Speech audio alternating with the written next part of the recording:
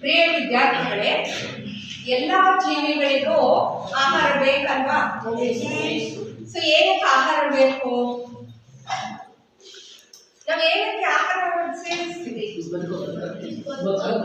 ಹೇಳ್ರಿ ಅಂದ್ರೆ ನಾವು ಬದುಕುಳಿಲಿಕ್ಕೆ ಆಹಾರವನ್ನ ಸೇವಿಸುವಲ್ವಾ? ಸೊ ಹಾಗೆ ಆಹಾರ ನಮಗೆ ಯಾವ ಯಾವ ಮೂಲಗಳಿಂದ ಸಿಗುತ್ತೆ? ನಮಗೆ ಸಸ್ಯ ಮೂಲ ಮತ್ತು ಪ್ರಾಣಿ ಮೂಲ ಎರಡರಿಂದನೂ ನಮಗೆ ಸಿಗುತ್ತಲ್ವಾ? ಸೊ ಹಾಗೆ ಭಾರತ ಕೃಷಿ ಪ್ರಧಾನವಾಗಿರುವಂತಹ ದೇಶ ಅಲ್ವಾ? ಹಾಗೆ 70% ಕೃಷಿಯನ್ನೇ ಅವಲಂಬಿಸಿದೆ. ಅಂದ್ರೆ ಈಗ ನಮ್ಮಲ್ಲಿ ರೈತರು ಜಾಸ್ತಿ ಅಲ್ವಾ? ಸೊ ಹೀಗೆ ನಾನು ನಿಮ್ಗೆಲ್ಲ ಕೇಳಿದ್ರೆ ಅಪ್ಪಾಜಿ ಏನ್ ಮಾಡ್ತಾರೆ ಅಂತ ಕೇಳಿದ್ರೆ ಏನ್ ಮಾಡ್ತಾರ ಅಪ್ಪಾಜಿ? ತೋಟನ ಕೆಲಸ. ನಿಮ್ಮ ಅಪ್ಪಾಜಿ ನಗಬಾರ್ದು, ಯಾವಾಗಲೂ ಕೂಲಿ ಕೆಲಸ ಆಗ್ಲಿ ಕೂತ್ಕೊಳ್ಳಿ. ಸೊ ಇಲ್ಲಿ ನೋಡ್ರಿ, ಕೆಲವರು ಸ್ವಂತ ಉದ್ಯೋಗ ಅಲ್ವಾ? ಸೊ ಆಲ್ಮೋಸ್ಟ್ ಈಗ ಕೈ ಎತ್ತರೆ ಯಾರ ಪೇರೆಂಟ್ಸು ಅಂದ್ರೆ ಕೂಲಿ ಮಾಡ್ತಾರೆ ಅಥವಾ ರೈತ ಆಗಿರ್ಬೋದು, ಕೈ ಎತ್ತರೆ ನೋಡೋಣ. ಯಾಕಂದ್ರೆ ಅದರಲ್ಲಿ ನೀನು ಹೇಳ್ತಿ ಅಲ್ವಾ, ನಾಚಿಕೆ ಪಡಬಾರ್ದು, ಕೈ ಎತ್ತು ಅಲ್ವಾ? ನಾವಿನ್ನು ಹೆಮ್ಮೆ ಪಡಬೇಕು ಅಲ್ವಾ? ಸೊ ಹಾಗೆ ಕೈ ಹೆಸರೆಲ್ಲ ನೋಡ್ರಿ, ನಾವು ರೈತರ ಮಕ್ಕಳು ಅಂದ್ರೆ ನಾವು ಅನ್ನದಾತರ ಮಕ್ಕಳು ಅಲ್ವಾ? ಸೊ ಅದರಿಂದ ನಾಚಿಕೆ ಪಡೆಯುವಂಥದ್ದು ಏನಿಲ್ಲ. ಅರ್ಥ ಆಗ್ತಾ ಇದೆಯಾ? ನೋಡ್ರಿ, ನಾವಿಲ್ಲೇ ನೋಡ್ತಾ ಇದ್ದೀವಿ ಎಷ್ಟು ಜನ ಅಂದ್ರೆ ಎಷ್ಟು ಮಕ್ಕಳು. ಸೊ ಹಾಗೆ ನಾವು ಈಗ 70% ಭಾರತದಲ್ಲಿ 70% ನಾವು ಕೃಷಿಯನ್ನೇ ಅವಲಂಬಿಸಿದ್ದೀವಲ್ವಾ? ಸೊ ಹಾಗೆ ನಮಗೆ ಆಹಾರ ಬೇಕೇ ಬೇಕು ಅಲ್ವಾ? ಸಸ್ಯ ಮೂಲ ಅಥವಾ ಪ್ರಾಣಿ ಮೂಲಗಳಿಂದ ನಾವು ಆಹಾರವನ್ನ ಪಡ್ಕೊಳ್ತಾ ಇದ್ವಿ. ಸೊ ಹಾಗೆ ಭಾರತದಲ್ಲಿ ಬಹಳಷ್ಟು ಜನಸಂಖ್ಯೆ ಇದೆ ಅಲ್ವಾ? ಸೊ ಈಗ ಇಷ್ಟೊಂದು ಜನಸಂಖ್ಯೆ ಇದೆ, ನಾವು ಆಹಾರನ ಒದಗಿಸ್ಬೇಕು ಅಂದ್ರೆ ಬಹಳ ಕಷ್ಟ ಅಲ್ವಾ? ಸೊ ಹಾಗೆ ನಾವು ಆಹಾರವನ್ನ ನಮ್ಮ ದೇಶಕ್ಕೆ ಎಷ್ಟು ಸಾಕಾಗುತ್ತೋ ಅಷ್ಟು ಇಟ್ಕೊಂಡ್ಬಿಟ್ಟು ಬೇರೆ ವಿದೇಶಗಳಿಗೂ ಸಹ ನಾವು ರಫ್ತು ಮಾಡ್ತೀವಲ್ವಾ? ಸೊ ಹಾಗೆ ಇಲ್ಲಿ ಈಗ ಏನಾಗಿದೆ ಅಂದ್ರೆ ಬೇಡಿಕೆ ಜಾಸ್ತಿ ಆಗಿ ಪೂರೈಕೆ ಕಡಿಮೆ ಆಗ್ತದೆ. ಸೊ ಜನಸಂಖ್ಯೆ ಜಾಸ್ತಿ ಆದಷ್ಟು ಏನಾಗುತ್ತೆ, ಆಹಾರದ ಬೇಡಿಕೆ ಜಾಸ್ತಿ ಆಗ್ತಾ ಇದೆ ಮತ್ತು ಪೂರೈಕೆ ಕಡಿಮೆ ಆಗ್ತಾ ಇದೆ. ಅರ್ಥ ಆಗ್ತಾ ಇದೆಯಾ? ಸೊ ಬೇಡಿಕೆ ಜಾಸ್ತಿ ಆಗಿ ಪೂರೈಕೆ ಕಡಿಮೆ ಅಂದ್ರೆ ಈಗ ಬದುಕುಳಿಲಿಕ್ಕೆ ಕಷ್ಟ ಆಗುತ್ತೆ. ಸೊ ಆದ್ರಿಂದ ಈಗ ಇತ್ತೀಚೆಗೆ ಈಗ ಆಹಾರ ಸಂಪನ್ಮೂಲಗಳಲ್ಲಿ ಸುಧಾರಣೆ ಅಂದ್ರೆ ಬೇರೆ ಬೇರೆ ರೀತಿ ಆಗಿರುವಂತಹ ಅಂದ್ರೆ ಈಗ ಬೇರೆ ಬೇರೆ ಉಪಕರಣಗಳೆಲ್ಲ ಬಂದಿದೆ. ಅಂದ್ರೆ ಕೃಷಿ ಉಪಕರಣಗಳಾಗಿರ್ಬೋದು ಅಥವಾ ಬೇರೆ ಬೇರೆ ಈ ವೈಜ್ಞಾನಿಕ ಪದ್ಧತಿಗಳನ್ನೆಲ್ಲ ಅಳವಡಿಸ್ಬಿಟ್ಟು ಕೃಷಿಯನ್ನ ಮಾಡ್ತಾ ಇದ್ದಾರೆ. ಸೊ ಹಾಗೆ ಕ್ಷೀರ ಕ್ರಾಂತಿ ಇರ್ಬೋದು, ಹಸಿರು ಕ್ರಾಂತಿ ಇರ್ಬೋದು. ಸೊ ಹೀಗೆ ಅನೇಕ ಕ್ರಾಂತಿಗಳನ್ನ ಮಾಡಿದ್ರು. ಯಾಕೆಂದ್ರೆ ಆಹಾರ ಉತ್ಪಾದನೆ ಕಡಿಮೆ ಆಗ್ಬಾರ್ದು. ಯಾಕೆಂದ್ರೆ ಇಷ್ಟೊಂದು ಜನಸಂಖ್ಯೆ ಅಂದ್ರೆ ಈಗ 1 ಬಿಲಿಯನ್ಗಿಂತ ಹೆಚ್ಚು ಇರುವಂತಹ ಜನಸಂಖ್ಯೆ ನಮ್ಮ ಭಾರತ ದೇಶ. ಸೊ ನಮ್ಮ ವಿಶ್ವದಲ್ಲೇ ನಾವು ಚೈನಾ ಫಸ್ಟ್ ಆದ್ರೆ ನಮ್ಮ ಭಾರತ ದೇಶ ಈ ಜನಸಂಖ್ಯೆಯಲ್ಲಿ 2ನೇ ಸ್ಥಾನವನ್ನ ಪಡ್ಕೊಂಡಿದೆ. ಸೊ ಆದ್ರಿಂದ ಹೆಚ್ಚಾಗಿ ಆಹಾರವನ್ನ ನಾವು ಒದಗಿಸ್ಬೇಕಾಗುತ್ತೆ. ಅದೇ ರೀತಿ ಒಳ್ಳೊಳ್ಳೆ ವೈಜ್ಞಾನಿಕ ಪದ್ಧತಿಗಳನ್ನೆಲ್ಲ ಅಳವಡಿಸ್ಬಿಟ್ಟು ಈ ರೀತಿ ಕ್ಷೀರ ಕ್ರಾಂತಿ ಆಗಿರ್ಬೋದು, ಹಸಿರು ಕ್ರಾಂತಿ ಆಗಿರ್ಬೋದು, MS ಸ್ವಾಮಿನಾಥನ್ ಅಂತಂದು. ಸೊ ಇವರು ಈ ಹಸಿರು ಕ್ರಾಂತಿಯ ಪಿತಾಮಹ ಅಂತ ಕರಿತೀವಿ. ಸೊ ಅವರು ಈ ರೀತಿ ಹೊಸ ಹೊಸ ಅಂದ್ರೆ ತಳಿ ಸುಧಾರಣೆ ಮಾಡೋದ್ರಿಂದ ಇಟ್ಟು ಅವರು ಹೊಸ ಹೊಸ ಅಂದ್ರೆ ಈಗ ಜಾಸ್ತಿ ಆಹಾರ ಅಂದ್ರೆ 1960ರಲ್ಲಿ ಇರುವಂತಹ ಉತ್ಪಾದನೆ ಮತ್ತೆ 2004ನೇ ಇಸ್ವಿಗೆ ನೋಡಿದಾಗ ಅಲ್ಲಿ ಇಷ್ಟೊಂದು ಅಂದ್ರೆ ಬೆಳೆಯ ಅಭಿವೃದ್ಧಿ ಆಯ್ತು ಅನ್ನೋಂಥದ್ದು ಅನ್ನ ಕಂಡುಕೊಂಡ್ರು. ಅಂದ್ರೆ ಅಷ್ಟೊಂದು ಹೊಸ ಟೆಕ್ನಾಲಜಿಯನ್ನ ಬಳಸ್ಕೊಂಡ್ಬಿಟ್ಟು ಆಹಾರವನ್ನ ಬೆಳೀತಾ ಹೋದ್ರು. ಸೊ ಹಾಗೆ ವರ್ಗೀಸ್ ಕುರೇನ್ ಅನ್ನುವಂಥವ್ರು ಇವರು ಏನಪ್ಪಾ ಅಂದ್ರೆ ಕ್ಷೀರ ಕ್ರಾಂತಿಯ ಪಿತಾಮಹ ಅಂತ ಕರಿತೀವಿ. ಅಂದ್ರೆ ಹಾಲು ಉತ್ಪಾದನೆ, ಕ್ಷೀರ ಅಂದ್ರೇನು ಹಾಲು ಅರ್ಥ. ಸೊ ಹೀಗೆ ಸಮುದ್ರದಲ್ಲಿ ಇರುವಂತಹ ಮೀನುಗಳಾಗಿರ್ಬೋದು. ಸೊ ಹೀಗೆ ಒಂದೊಂದೇ ರೀತಿಯಾಗಿರುವಂತಹ ಕ್ರಾಂತಿ ಬೆಳೆದಂತ ಹೋಯಿತು. ಸೊ ಹೀಗೆ ಎಲ್ಲಾ ಇದರಲ್ಲೂ ಅಷ್ಟೇ ನಮ್ಮ ಭಾರತ ಲಾಭವನ್ನು ಗಳಿಸ್ತು ಮತ್ತು ಜೊತೆಗೆ ಈ ಕೃಷಿಯಲ್ಲಿ ಅಭಿವೃದ್ಧಿನೂ ಆಯ್ತು. ನಮಗೆ ಈಗ ಸಾಕಷ್ಟು ಆಹಾರ ಪದಾರ್ಥ ಎಲ್ಲ ನಮಗೆ ದೊರೀತಾ ಇದೆ ಅಲ್ವಾ ಮಕ್ಕಳೇ? ನಮಗನೇ ಈಗ ನಿಮಗೂ ಅಷ್ಟೇ ಮೊದಲು ಇರುವಷ್ಟು ಬಡತನ ಯಾರಿಗೂ ಇಲ್ಲ ಅಲ್ವಾ? ಸೊ ಒಳ್ಳೊಳ್ಳೆ ಭಾರತ ದೇಶ ನಿಮಗೆ ಎಲ್ಲ ರೀತಿಯಾಗಿರುವಂತ ಅಂದ್ರೆ ಕಡು ಬಡವರಿಗೂ ಕೂಡ BPL ಅಂದ್ರೆ ಬಿಲೋ ಪಾವರ್ಟಿ ಅಂದ್ರೆ BPL ಕಾರ್ಡ್ ಇರೋ ಅಂಥವ್ರಿಗೂ ಕೂಡ ಅವ್ರಿಗೂ ಸಹ ಒಳ್ಳೆ ಫ್ರೀಯಾಗಿ ಆಹಾರ ಎಲ್ಲ ಒದಗಿಸ್ತಾ ಇದೆ ಅಂತ. ಸೊ ಈ ರೀತಿ ATM ಮತ್ತು BPL ಕಾರ್ಡ್ಗಳಲ್ಲಿ ಮಾಡಿಬಿಟ್ಟು ನಿಮಗೆ ಫ್ರೀ ರೇಷನ್ ಎಲ್ಲ ಒದಗಿಸ್ತಾ ಇದ್ದಾರಲ್ವಾ? ಬಿಲೋ ಪಾವರ್ಟಿ ಲೈನ್ ಅಂತ ಅರ್ಥ. ಅಂದ್ರೆ ಬಡತನಕ್ಕಿಂತ ಕೆಳ ರೇಖೆ ಇರುವಂಥವ್ರಿಗೆ ಅವ್ರಿಗೂ ಸಹ ಈಗ ಆಹಾರವನ್ನೆಲ್ಲ ಫ್ರೀಯಾಗಿ ಒದಗಿಸೋದ್ರಿಂದ. ಸೊ ಯಾಕೆ ಒದಗಿಸ್ತಾರೆ? ಈಗ ಜಾಸ್ತಿ ಉತ್ಪಾದನೆ ಎಲ್ಲ ಜಾಸ್ತಿ ಆಗೋದ್ರಿಂದ ನಮಗೆ ಸರ್ಕಾರ ಒಳ್ಳೊಳ್ಳೆ ಫೆಸಿಲಿಟಿ ಎಲ್ಲ ಕೊಡ್ತಾ ಇದೆ ಅಲ್ವಾ? ಸೊ ಹೀಗೆ ಈ ಕೃಷಿಯಲ್ಲಿ ಅನೇಕ ಅಂದ್ರೆ ಬೆಳೆ ತಳಿ ಸುಧಾರಣೆ ಮಾಡಲಿಕ್ಕೋಸ್ಕರ ಸೊ ಬೆಳೆ ಉತ್ಪಾದನೆಯ ನಿರ್ವಹಣೆ ಬಹಳ ಮುಖ್ಯ ಆಯಿತು. ಸೊ ಯಾವ ರೀತಿ ಬೆಳೆಯ ಉತ್ಪಾದನೆ ನಿರ್ವಹಣೆ ಅಂದ್ರೆ ಸೊ ಬೆಳೆಯ ರಕ್ಷಣೆ ಆಗಿರ್ಬೋದು ಅಥವಾ ನಿರ್ವಹಣೆ ಆಗಿರ್ಬೋದು ಅಥವಾ ತಳಿ ಸುಧಾರಣೆ ಆಗಿರ್ಬೋದು. ಸೊ ಈಗ ತಳಿ ಸುಧಾರಣೆ ಅಂದ್ರೆ ಬೇರೆ ಬೇರೆ ರೀತಿಯಾಗಿರುವಂತಹ ಅಂದ್ರೆ ಸಂಕರಣ ಅಂತ ಕರೀತಾರೆ, ಹೈಬ್ರಿಡೈಸೇಷನ್ ಅಂತ ಕರೀತಾರೆ. ಏನಪ್ಪಾ ಅಂದ್ರೆ ಸಂಕರಣ ಅಂದ್ರೆ ಈಗ ಹೊಸ ಹೊಸ ತಳಿಗಳನ್ನ ಈಗ ಉದಾಹರಣೆಗೆ ಅಂತರ್ ಪ್ರಭೇದ ಮತ್ತು ಅಂತರ್ಜಾತೀಯ ಅಂತ ಕರೀತಾರೆ. ಸೊ ಅಂತರ್ ಪ್ರಭೇದ ಅಂದ್ರೆ ಒಂದೇ ರೀತಿಯಾಗಿರುವಂತಹ ತಳಿ ಜೊತೆಗೆ ಸಂಕರಣ ಮಾಡುವಂಥದ್ದು. ಅಂದ್ರೆ ಇಲ್ಲಿ ಏನಪ್ಪಾ ಅಂದ್ರೆ ಈಗ ಉದಾಹರಣೆಗೆ ಒಂದು ಪಂಜಾಬಲ್ಲಿ ಇರುವಂತಹ ಗೋಧಿಗೂ ನಮ್ಮ ಇಲ್ಲಿ ಉತ್ತರ ಕರ್ನಾಟಕದಲ್ಲಿ ಇರುವಂತಹ ಗೋಧಿಗೂ ವ್ಯತ್ಯಾಸ ಇರುತ್ತೆ. ಸೊ ಅವ್ರೇನ್ ಮಾಡ್ತಾರೆ, ಆ ಗೋಧಿಯ ಮತ್ತು ಈ ಗೋಧಿಯ ಇವುಗಳನ್ನ ಪರಾಗ ರೇಣುಗಳನ್ನ ಅಂದ್ರೆ ಅಲ್ಲಿ ಆ ತಳಿಗೂ ಈ ತಳಿಗೂ ಏನ್ ಮಾಡ್ತಾರೆ, ಸಂಕಲನವನ್ನ ಮಾಡ್ತಾರೆ. ಸೊ ಅಲ್ಲಿ ಹೊಸ ತಳಿ ಅಭಿವೃದ್ಧಿ ಆಗುತ್ತೆ. ಸೊ ಇದನ್ನ ನಾವು ಸಂಕಲನ ಅಂತ ಕರಿತೀವಿ. ಸೊ ಬೇರೆ ತಳಿ, ಆಮೇಲೆ ಅಂತರ ಜಾತಿ ಆಗಿರ್ಬೋದು ಅಥವಾ ಅಂತರ್ ಪ್ರಭೇದ ಆಗಿರ್ಬೋದು. ಸೊ ಬೇರೆ ಬೇರೆ ಅದೇ ರೀತಿ ಗೋಧಿಯಲ್ಲೇ ಬೇರೆ ಬೇರೆ ಸಸ್ಯಗಳು ಇರ್ತವೆ. ಸೊ ಅವುಗಳನ್ನ ಹೊಸ ಹೊಸ ತಳಿಯನ್ನ ಸಂಕಲನ ಮಾಡಿಬಿಟ್ಟು ಅಭಿವೃದ್ಧಿಯನ್ನ ಪಡಿಸ್ತಾ ಇರ್ತಾರೆ. ಸೊ ಇದನ್ನ ತಳಿ ಸುಧಾರಣೆ ಅಂತ ಕರಿತೀವಿ. ಸೊ ಹಾಗೆ ಇಲ್ಲಿ ಮತ್ತೆ ಈಗ ಬೆಳೆಯನ್ನ ನಾವು ಎರಡು ರೀತಿಯಾಗಿರುವಂತಹ ಬೆಳೆಗಳನ್ನ ಬೆಳಿತೀವಲ್ವಾ?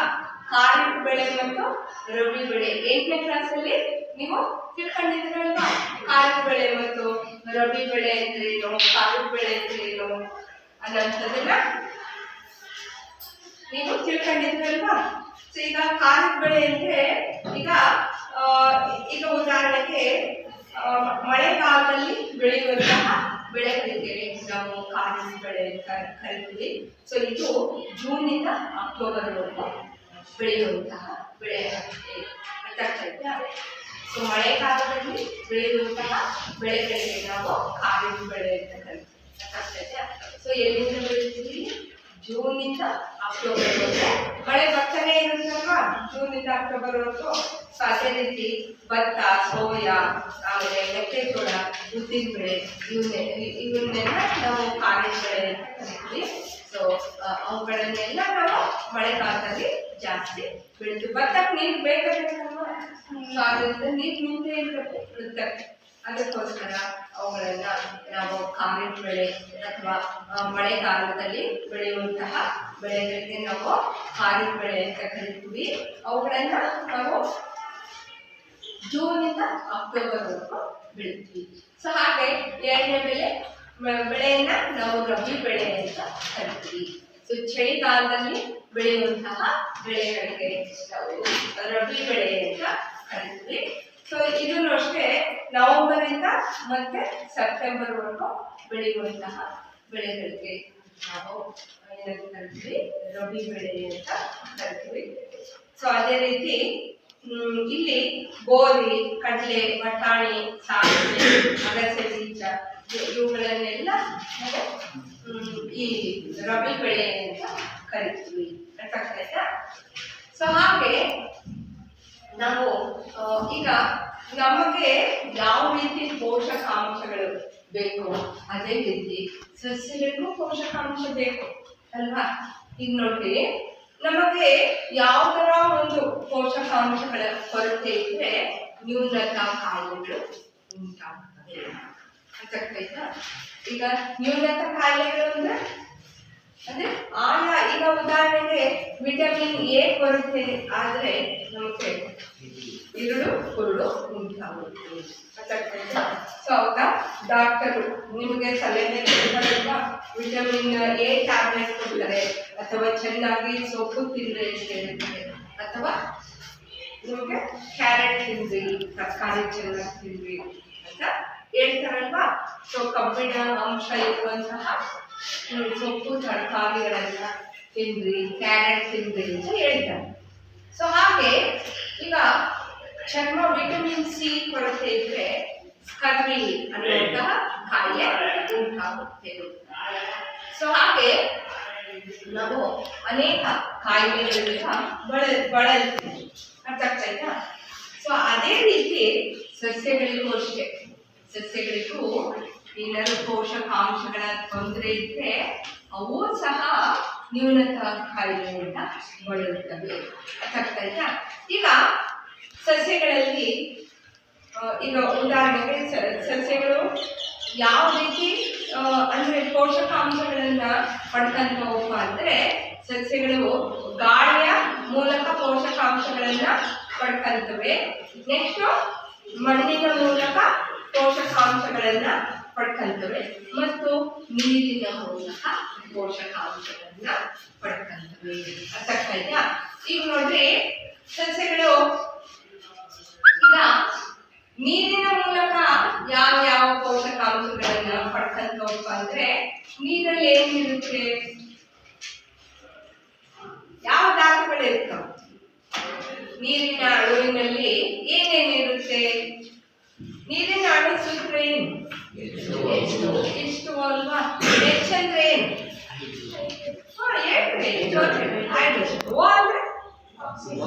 ಆಕ್ಸಿಜನ್ ಅಲ್ವಾ? ಅವಾಗ ಸಸ್ಯಗಳಿಗೆ ನೀರಿನಲ್ಲಿ ಯಾವ ಪೋಷಕಾಂಶಗಳು ಸಿಗ್ತವೆ? ಹೈಡ್ರೋಜನ್, ಆಕ್ಸಿಜನ್ ಅಲ್ವಾ? ನೀರಿನಲ್ಲಿ ಏನ್ ಸಿಗುತ್ತೆ ಅಂದ್ರೆ ಹೈಡ್ರೋಜನ್, ಆಕ್ಸಿಜನ್ ಅಂತ ಹೇಳಿದ್ರು ಅಲ್ವಾ? ಸೊ ಹಾಗೆ ಗಾಳಿಯಲ್ಲಿ ಏನೇನಿರುತ್ತೆ? ಸಸ್ಯಗಳಿಗೆ ಬೇಕಾಗಿರುವಂಥದ್ದು ಗಾಳಿಯಲ್ಲಿ ಏನೇನಿರುತ್ತೆ? ಹೇಳಿ ಕಾರ್ಬನ್ ಡೈಆಕ್ಸೈಡ್ ಅಂದ್ರೆ ಆಕ್ಸೈಡ್ ಅಂದ್ರೆ ಆಕ್ಸಿಜನ್, ಕಾರ್ಬನ್ ಮತ್ತು ಆಕ್ಸಿಜನ್ ಸಸ್ಯಗಳಿಗೆ ಸಿಗುತ್ತೆ. ಅರ್ಥ ಇದೆಯಾ? ಎರಡು ರೀತಿಯಾಗಿರುವಂತಹ ಪೋಷಕಾಂಶಗಳು ಇರುತ್ತೆ. ಸೂಕ್ಷ್ಮ ಪೋಷಕಾಂಶಗಳು ಮತ್ತು ಬೃಹತ್ ಪೋಷಕಾಂಶಗಳು ಅಂತ ಎರಡು ವಿಧದ ಪೋಷಕಾಂಶಗಳು ಇರುತ್ತೆ. ಅರ್ಥ ಇದೆಯಾ?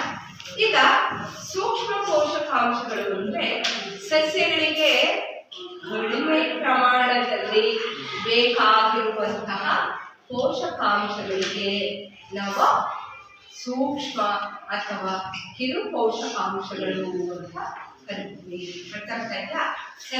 ಸಸ್ಯಗಳಿಗೆ ಕಡಿಮೆ ಪ್ರಮಾಣದಲ್ಲಿ ಬೇಕಾಗಿರುವಂತಹ ಪೋಷಕಾಂಶಗಳಿಗೆ ನಾವು ಏನಂತ ಕರಿತೀವಿ?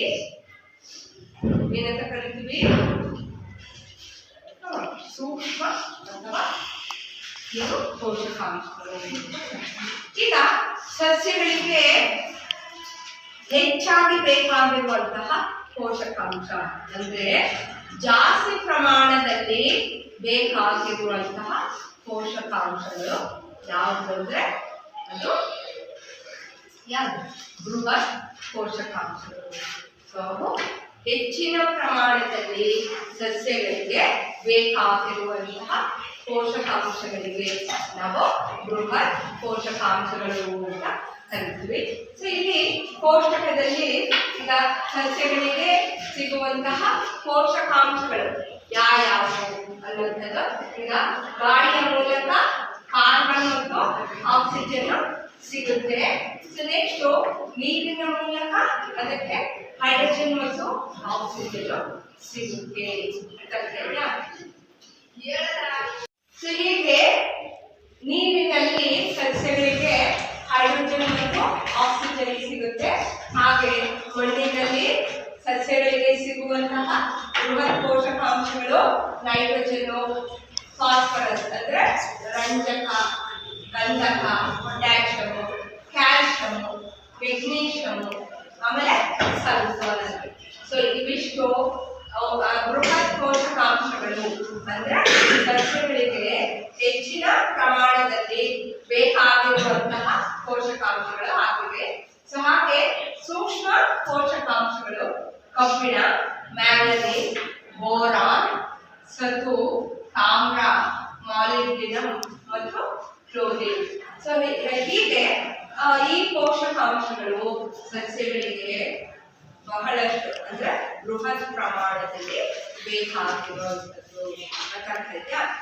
ಸೊ ಹಾಗೆ ಈಗ ಈ ಸಸ್ಯಗಳಿಗೆ ಬರೀ ಪೋಷಕಾಂಶಗಳು ಅಷ್ಟೇ ಅಲ್ಲದೆ ಈ ಮಣ್ಣನ್ನು ಅಷ್ಟೇ, ಅಂದ್ರೆ ಈಗ ಮಣ್ಣಿನಲ್ಲಿ ಸಿಗುವಂತಹ ಪೋಷಕಾಂಶಗಳು ಇವು ಮಣ್ಣಿನಲ್ಲೂ ದೊರೆಯಬೇಕಾಗಿರೋದ್ರಿಂದ ನಾವು ಕಾಲ ಕಾಲಕ್ಕೆ ಗೊಬ್ಬರವನ್ನ ಹಾಕ್ಬೇಕಾಗುತ್ತೆ. ಅರ್ಥ ಇದೆಯಾ? ಸೊ ಯಾವ ರೀತಿಯಾಗಿರುವಂತಹ ಗೊಬ್ಬರ ಅಂದ್ರೆ ಎರಡು ರೀತಿಯಾಗಿರುವಂತಹ ಗೊಬ್ಬರ ನಾವು ಒದಗಿಸಬೇಕಾಗುತ್ತೆ. ಸೊ ಜೈವಿಕ ಗೊಬ್ಬರ ಮತ್ತು ರಾಸಾಯನಿಕ ಗೊಬ್ಬರ ಅಂತ ಹೇಳ್ತೀವಿ. ಅರ್ಥ ಇದೆಯಾ? ಸೊ ಅದೇ ರೀತಿ ಈಗ ಜೈವಿಕ ಗೊಬ್ಬರ ಅಂದ್ರೆ ಈಗ ಉದಾಹರಣೆಗೆ ಹಸಿರು ಗೊಬ್ಬರ ಅಂತ ಹೇಳ್ತೀವಿ ಅಥವಾ ಮಿಶ್ರ ಗೊಬ್ಬರ ಅಂತ ಹೇಳ್ತೀವಿ. ಸೊ ಯಾಕೆಂದ್ರೆ ನಾವು ಮನೆಯಲ್ಲೆಲ್ಲ ವೇಸ್ಟ್ ಎಲ್ಲ ಹಾಕ್ತೀವಿ, ತಿಪ್ಪೆಗೆ ಹಾಕ್ತೀವಲ್ವಾ. ಸೊ ಆ ವೇಸ್ಟ್ ಪದಾರ್ಥಗಳನ್ನೆಲ್ಲ ನಾವು ತಿಪ್ಪೆಗೆ ಹಾಕ್ತೀವಿ. ಸೊ ಹಾಗೆ ತರಕಾರಿ ವೇಸ್ಟ್ ಆಗಿರ್ಬೋದು ಅಥವಾ ಈ ದನಗಳು ಎಲ್ಲ ತಿಂದ್ಬಿಟ್ಟು ಜಾನುವಾರುಗಳು ಎಲ್ಲ ತಿಂದು ಕೂಗ್ತಿರ್ತವೆ, ವೇಸ್ಟ್ ಮಾಡಿರ್ತವೆ. ಆಮೇಲೆ ಅದರ ಸಗಣಿ ಆಗಿರ್ಬೋದು ಅಥವಾ ಗೋಮೂತ್ರ ಆಗಿರ್ಬೋದು. ಸೊ ಇವನ್ನೆಲ್ಲ ನಾವು ಏನ್ ಮಾಡ್ತೀವಿ, ಈ ಸಗಣಿನ ಎಲ್ಲ ತಿಪ್ಪೆಗೆ ಅಲ್ವಾ. ಸೊ ಅದು ಈ ಜೈವಿಕ ವಿಘಟನೆಗೆ ಒಳಗಾಗ್ತವೆ ಸೂಕ್ಷ್ಮ ಜೀವಿಗಳಿಂದ. ಸೊ ಆ ಸೂಕ್ಷ್ಮ ಜೀವಿಗಳು ಏನ್ ಮಾಡ್ತವೆ, ಸಸ್ಯಜನ್ಯ ಅಥವಾ ಪ್ರಾಣಿಜನ್ಯ ತ್ಯಾಜ್ಯಗಳನ್ನೆಲ್ಲ ವಿಘಟಿಸ್ತವೆ. ಅರ್ಥಾಯ್ತಾ? ಸೊ ಸೊ ಹಾಗೆ ಮಿಶ್ರ ಗೊಬ್ಬರ ಅಂತಾರೆ. ಈಗ ಉದಾಹರಣೆಗೆ ಕೋಳಿ ಗೊಬ್ಬರ ಹಾಕಿರ್ಬೋದು, ಗೊತ್ತಾಗ್ತದೆಯಾ? ಸೊ ಹಾಗೆ ನೀವು ಹೇಳಿ ಎಷ್ಟು ರೀತಿಯಾಗಿರುತ್ತೆ ಜೈವಿಕ ಗೊಬ್ಬರ ನೀವು ಯೂಸ್ ಮಾಡ್ತೀರಿ ನಿಮ್ಮ ಮನೆಗಳಲ್ಲೆಲ್ಲ? ಹಸುವಿನ ಗೊಬ್ಬರ, ಕುರಿ ಕುರಿ ಆಮೇಲೆ ಕೋಳಿದು ಕುರಿದು ಗೊಬ್ಬರ, ಆಮೇಲೆ ಎರೆ ಗೊಬ್ಬರ ಅಲ್ವಾ? ಎರೆ ಗೊಬ್ಬರನ್ನು ಸಹ ನಾವು ಯೂಸ್ ಮಾಡ್ತೀವಿ, ಅರ್ಥಾಗ್ತದೆಯಾ? ಸೊ ಹಾಗೆ ನಾವು ಅನೇಕ ರೀತಿಯಾಗಿರುವಂತಹ ಸಸ್ಯ ಮತ್ತು ಪ್ರಾಣಿಜನ್ಯ ವೇಸ್ಟನ್ನ ನಾವು ಯೂಸ್ ಮಾಡಿಬಿಟ್ಟು ಅವುಗಳನ್ನ ಎಲ್ಲ ಈಗ ನೋಡಿ ಗೋಬರ್ ಗ್ಯಾಸ್ ಅಂತ ಹೇಳ್ತೀವಲ್ವಾ, ಸೊ ಅದು ಸಗಣಿಯನ್ನ ಕಲಿಸ್ಬಿಟ್ಟು ಅಲ್ಲಿ ಆಮ್ಲಜನಕ ರಹಿತ ಉಸಿರಾಟ ಕ್ರಿಯೆ ಸೂಕ್ಷ್ಮ ಜೀವಿಗಳು ಮಾಡಿಬಿಟ್ಟು ಅದ್ರ ಮೂಲಕ ಮೀಥೇನ್ ಅನಿಲ ಉತ್ಪತ್ತಿ ಆಗುತ್ತೆ. ಆ ಅನಿಲದಿಂದ ಅಡುಗೆಯನ್ನ ಮಾಡ್ತಾರೆ.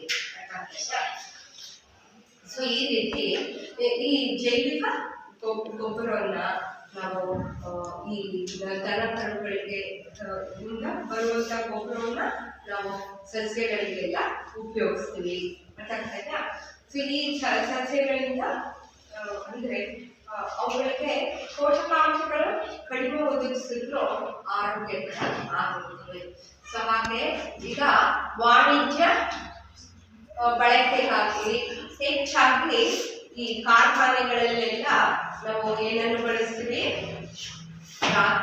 ರಸಗೊಬ್ಬರ ಅಥವಾ ರಾಸಾಯನಿಕ ಗೊಬ್ಬರ ಅಂತ ಕರಿತೀವಿ. ಸೊ ಈಗ ನಾವು ಸಸ್ಯಗಳಿಗೆ ಎಲ್ಲಾ ಪೋಷಕಾಂಶಗಳನ್ನ ನಾವು ಒಂದೇ ಸಲ ಒದಗಿಸ್ಲಿಕ್ಕೆ ಆಗಲ್ಲ, ಅರ್ಥಾಗ್ತದಾ? ಸೊ ಅವುಗಳನ್ನ ನಾವು ಎಲ್ಲಾರು ಮಣ್ಣಿನಲ್ಲಿ ಸಿಗಲ್ಲ, ಓಕೆ, ಅರ್ಥಾಗ್ತದಾ?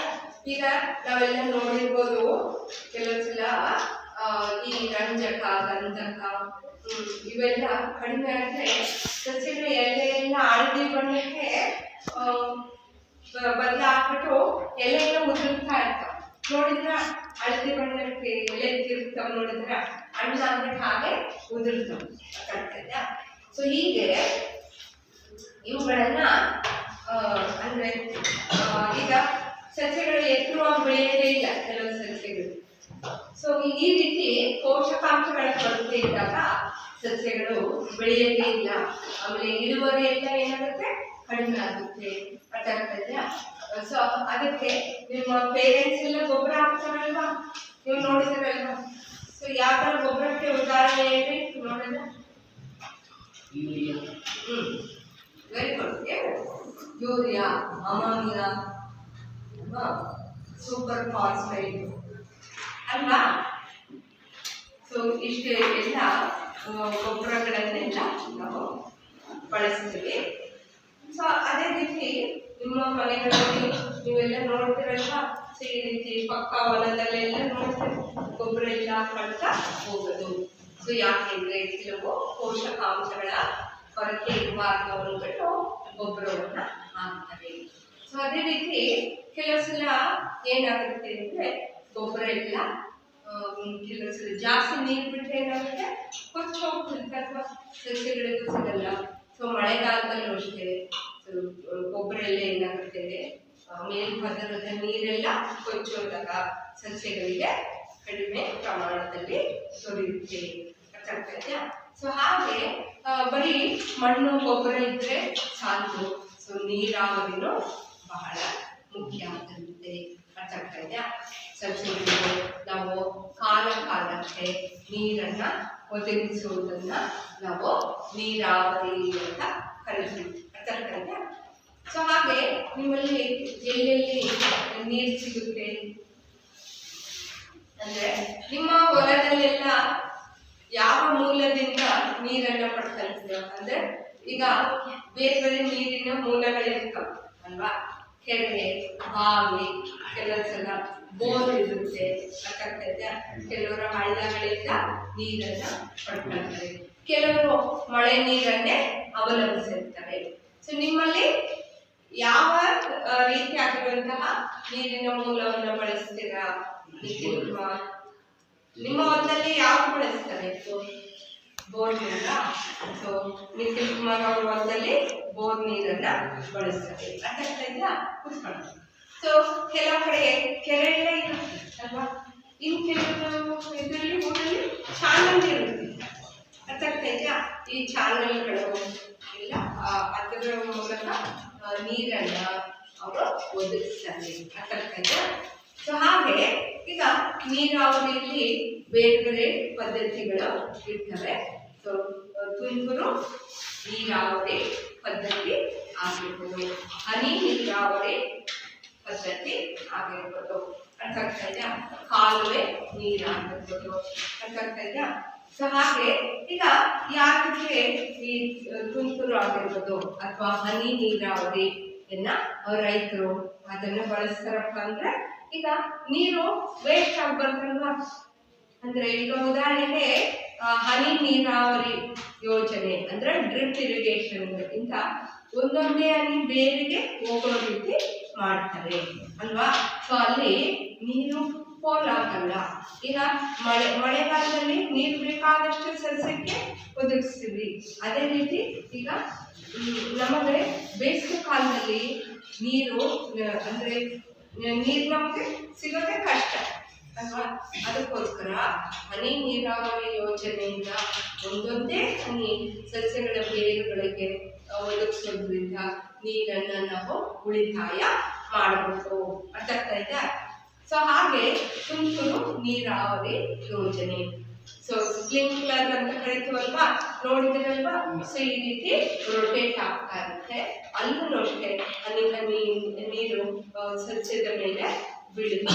ಅಲ್ಲೂ ಸಹ ನೀರು ಪೋಲಾಗಲ್ಲ. ಸ್ವಲ್ಪ ಕಡಿಮೆ ಪ್ರಮಾಣದಲ್ಲಿ ನಾವು ನೀರನ್ನ ಒದಗಿಸ್ತೀವಿ. ಅರ್ಥ ಆಗ್ತಾ? ಸೊ ಈ ರೀತಿ ನಾವು ಸಸ್ಯಗಳಿಗೆ ನಾವು ನೀರನ್ನ ಒದಗಿಸ್ತೀವಿ. ಇನ್ನು ಕೆಲವು ಕಡೆ ಬದುಗಳ ನಿರ್ಮಾಣನ ಮಾಡಿರ್ತಾರಲ್ವಾ. ಸೊ ಈಗ ತುಂತುರು ನೀರಾವರಿನ ಎಲ್ಲ ನಾವು ಎಲ್ಲಿ ನೋಡ್ತೀವಿ? ಯಾವ್ಯಾವ ಸಸ್ಯಗಳಿಗೆ ಜಾಸ್ತಿ ಉಪಯೋಗಿಸ್ತೀವಿ? ಅಡಿಕೆಗೆ ಡ್ರಿಪ್ಪನ್ನ ಯೂಸ್ ಮಾಡ್ತೀವಿ ಆಯ್ತಾ. ಅಡಿಕೆಗೆ ಡ್ರಿಪ್ ಯೂಸ್ ಮಾಡ್ತೀವಿ. ತುಂತುರು ನೀರಾವರಿಯನ್ನ ನಾವು ಎಲ್ಲಪ್ಪ ಅಂದ್ರೆ ಈ ಇದರಲ್ಲಿ ಟೀ ಕಾಫಿ ಗಿಡ, ಟೀ ಗಿಡ ಇವೆಲ್ಲ ಇರ್ತಾವಲ್ವಾ. ಸೊ ಗುಡ್ಡ ಪ್ರದೇಶದಲ್ಲಿ ಸೊ ಇಳಿಜಾರು ಈ ರೀತಿ ಇರುತ್ತಲ್ವಾ. ಅಲ್ಲಿ ನೀರೆಲ್ಲ ಜಾಸ್ತಿ ನಿಲ್ಲಲ್ಲ. ಅದಕ್ಕೋಸ್ಕರ ಏನ್ ಮಾಡ್ತಾರೆ ಸ್ಪ್ರಿಂಕ್ಲರ್ ಅನ್ನ ಬಳಸ್ತಾರೆ. ಸೊ ಸಸ್ಯಕ್ಕೆಲ್ಲ ಅದರ ಗಿಡದ ಮೇಲೆಲ್ಲ ನೀರು ಬೀಳುತ್ತೆ. ಸೊ ಹಾಗೆ ನೀರು ಬೇರೆ ಹತ್ರನೂ ಎಲ್ಲ ಬೀಳುತ್ತೆ. ಸೊ ಇದನ್ನ ಸ್ಪ್ರಿಂಕ್ಲರ್ ಅನ್ನ ನಾವು ಕಾಫಿ ಗಿಡ, ಟೀ ಗಿಡ ಇಲ್ಲಿ ನೋಡ್ಬೋದು. ಅರ್ಥ ಆಯ್ತಾ? ಸೊ ಹಾಗೆ ನಾವು ಈ ರೀತಿ ನೀರಾವರಿ ಪದ್ಧತಿಗಳನ್ನ ನಾವು ಒದಗಿಸೋದ್ರಿಂದ ಸಸ್ಯಗಳಿಗೆ ನಾವು ಒಳ್ಳೆಯ ರೀತಿಯಾಗಿರುವಂತಹ ಇಳುವರಿಯನ್ನ ನಾವು ಪಡ್ಕೋಬಹುದು. ಅರ್ಥ ಆಯ್ತಾ?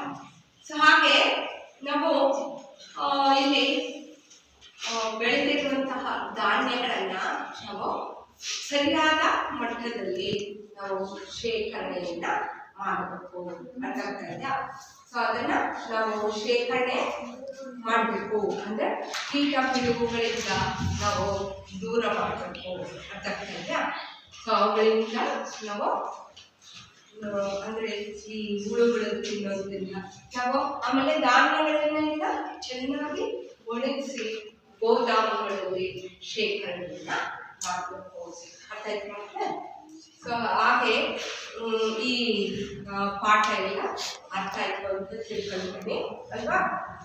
ಸೊ ಹಾಗೆ ಈ ಪಾಠ ಅರ್ಥ ಆಯ್ತು ಅಂತ ತಿಳ್ಕೊಳ್ತೀವಿ. ಒಂದೆರಡು ಕ್ವಶನ್ಸ್ ಅನ್ನ ಕೇಳ್ತೀನಿ ಆಯ್ತಾ. ಖಾರಿಫ್ ಬೆಳೆ ಅಂದ್ರೆ ಏನು ಹೇಳ್ತೀರಾ? ಖಾರಿಫ್ ಬೆಳೆ ಅಂದ್ರೆ ಹೇಳಿದ್ನಲ್ವಾ, ರಬಿ ಬೆಳೆ ಮತ್ತು ಖಾರಿಫ್ ಬೆಳೆ ಅಂತ ಎರಡು ರೀತಿಯಾಗಿರುವಂತಹ ಬೆಳೆಗಳನ್ನು ಹೇಳ್ತೀಯಾ? ಅಕ್ಟೋಬರ್ ತಿಂಗಳಲ್ಲಿ ಬೆಳೆ ವೆರಿ ಗುಡ್. ಅಂದ್ರೆ ಮಳೆಗಾಲದಲ್ಲಿ ಬೆಳೆಯುವ ಬೆಳೆಗಳಿಗೆ ಖಾರಿಫ್ ಬೆಳೆ ಅಂತ ಕರೀತಾರೆ. ಗುಡ್. ಸೊ ಹಾಗೆ ಹಸಿರು ಕ್ರಾಂತಿಯ ಪಿತಾಮಹ ಯಾರು? ಎಂ.ಎಸ್. ಸ್ವಾಮಿನಾಥನ್.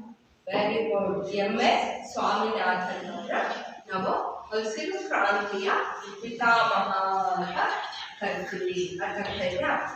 ಸೊ ಹಾಗೆ ಕ್ಷೀರ ಕ್ರಾಂತಿಯ ಪಿತಾಮಹ ಅಲ್ಲ, ವರ್ಗೀಸ್ ಕುರಿಯನ್ ಅನ್ನುವಂಥವ್ರು ಕ್ಷೀರ ಕ್ರಾಂತಿಯ ಪಿತಾಮಹ ಅಂತ ಅರ್ಥ ಆಯ್ತಾ? ಸೊ ಹಾಗೆ ಈ ನೀರಾವರಿ ಪದ್ಧತಿಗಳ ಬಗ್ಗೆ ಎಲ್ಲ ನೀವು ತಿಳ್ಕೊಂಡಲ್ವಾ ಮಕ್ಕಳೇ? ಸರಿ ಮುಖ್ಯ. ಈ ಪಾಠ ಚೆನ್ನಾಗಿ ಅರ್ಥ ಆಯ್ತು ಅಂತ ತಿಳ್ಕೊಂತೀನಿ. ನಾಳೆ ಮತ್ತಷ್ಟು ಕಂಟಿನ್ಯೂ ಮಾಡೋಣ. ನಮಸ್ತೆ.